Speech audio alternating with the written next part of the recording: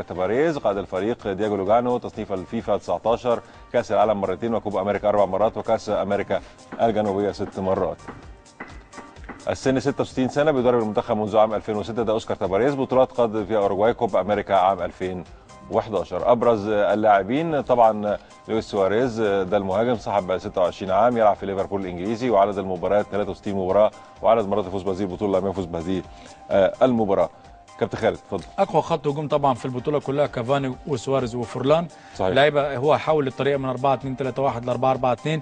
كاسيرس كمدافع ايسر، جودين قلب دفاع، لوجانو معهم اندرياس سكوت اكبر لعيب في البطوله، ماكسي بيريرا كمدافع ايمن، لوديرو وسط ايسر، جارجانو لاعب ارتكاز، بيريز بدل راميريز كلاعب ارتكاز، ورودريجيز كلاعب وسط ايسر. اثنين لعيبه راس حربه كافاني وسواريز، وعلى اساس انه يحط فورلان كلاعب بديل على الدكه. الفرقه تمتلك شخصيه عاليه جدا، امكانيات فنيه عاليه جدا، عندها كمان امكانيات تهديفيه ممتازه، وخط دفاع قوي جدا. اعتقد الاورجواي ممكن تكون احد مفاجات البطوله بتاع كاس العالم للقارات. نعم.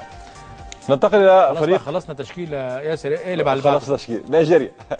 نيجيريا المنتخب طبعا نسور الخضر، منتخب متاهل عن قاره افريقيا السمراء تحت القياده الفنيه ستيفان كيشي. نشاهد طبعا هذه البطاقه. استاد ابوجا ده الملعب الرئيسي. المدير الفني ستيفان كيشي. قاد الفريق جوزيف يوبو. تصنيف الفيفا 31 وكاس افريقيا 3 مرات. بالنسبه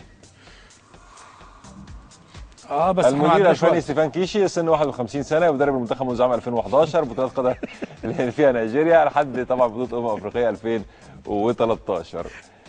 نشاهد قائد الفريق فيكتور موسيز. طبعا ده هيغيب بسبب الاصابه، مش هيلعب في نيجيريا. السن 22 سنه، تشيلسي الانجليزي، عدد المباريات الدوليه 12 وعدد مرات البطوله لم يفز بها حتى الان. طبعا هم بيقولوا لنا ان نيجيريا مش لسه مفيش وقت، احنا ممكن نكلمكم حد بكره في كاس. هو طبعا في غياب إيمانكي الهداف سبارتاك موسكو، نفس الموضوع بموسيس ونفس الموضوع اوتشي، والثلاثه مهمين جدا في النواحي الهجوميه. يمكن عشان كده المنتخب النيجيري اقل هجوميا من بطوله كاس الافريقيه. عندنا 4 دقائق انا عارف طبعا.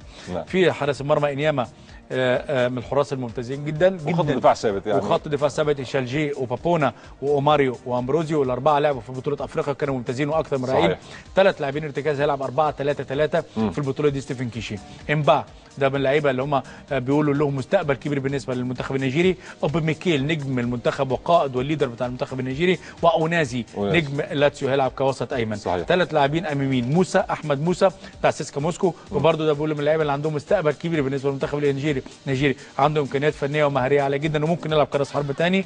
ايدي 21 هدف، لاعب صغير السن برضه خطير جدا، عنده قدره على الاختراق من العمق وله فنيات عاليه جدا، مع طبعا اودومادي ده برضه من اللعيبه صغير السن. يمكن اقل معدل اعمار سنيه في البطوله بالنسبه لكاس القارات المنتخب النيجيري 3 سنين. هي طبعا فنيات 3 نجوم، لان عندهم بعض اللعيبه اللي عندهم فنيات زي اونازي وزي احمد موسى وزي ايدي. شخصيه عندهم 3 نجوم برضه، لان اللعيبه ما عندهاش شخصيه كافيه نظرا لصغر السن اللاعبين. الخبره 2 نجوم برضه نظرا لصغر سن اللاعبين. الحاله نجمتين فقط طيروا، خاصه ان عندهم بعض المشاكل بالنسبه للامور الماديه اللي ذكرها الدكتور عماد يوسف في وداني.